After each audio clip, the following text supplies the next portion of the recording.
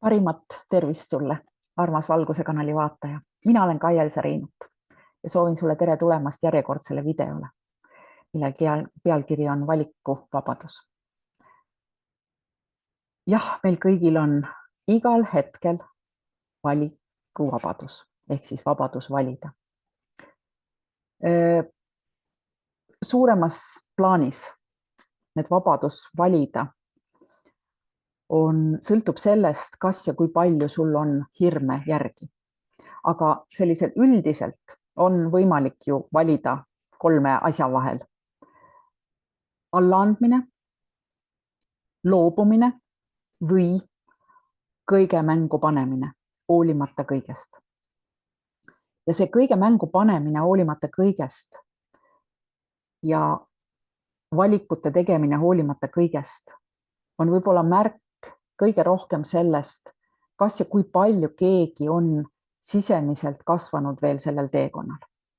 Sest osad on sellises kohas, kus hirm on peamine emotsioon, mida ta tunneb. Ja osadel on hirm küll taustal, kuid vajadus tegutseda on suurem kui hirm.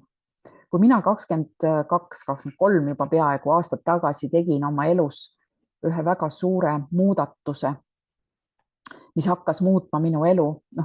Ma jõudsin sinnani muidugi mitmete aastate jooksul enne seda, aga mul lõpuks oli, kes mind teavad ja kes on kuulnud minu lugu algusest lõpuni, teavad, kuidas ma valisin. Tegin valiku mitte sellepärast ja siis, kui hirm ära läks, mida ma tegelikult ootasin, et äkki läheb hirm väiksemaks kuidagi, et ma saan teha seda valikut, mis ma tegelikult tahan ja mida mu süda nagu on kogu aeg teadnud. Vaid ma tegin selle valiku sõltumata hirmust, ehk siis minu vajadus seda sammu astuda, seda valikut teha ja oma elu tegelikult päevaga pea peale pöörata läks suuremaks kui see hirm. Ehk siis ma tegin selle otsuse hirmust sõltumata. Ja ma ei kahetse seda sekundikki. Ma ei ole nõus tagasi minema selle olukorra, selle inimese juurde, kes ma siis olin.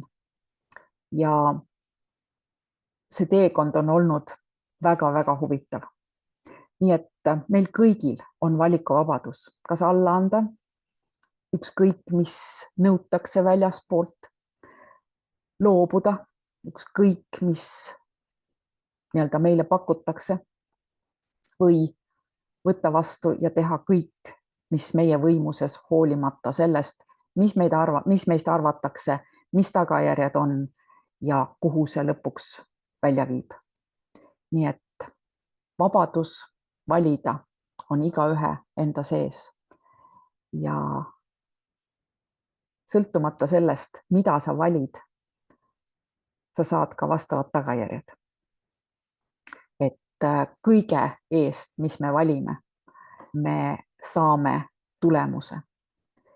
Üks ei ole õigem ega parem kui teine, see lihtsalt on, mis tuleb. Ja soovin sulle tänaseks võimalikult palju hirmudeta olekut, et sa saaksid teha sellise valiku, nagu su süda tegelikult ihkab.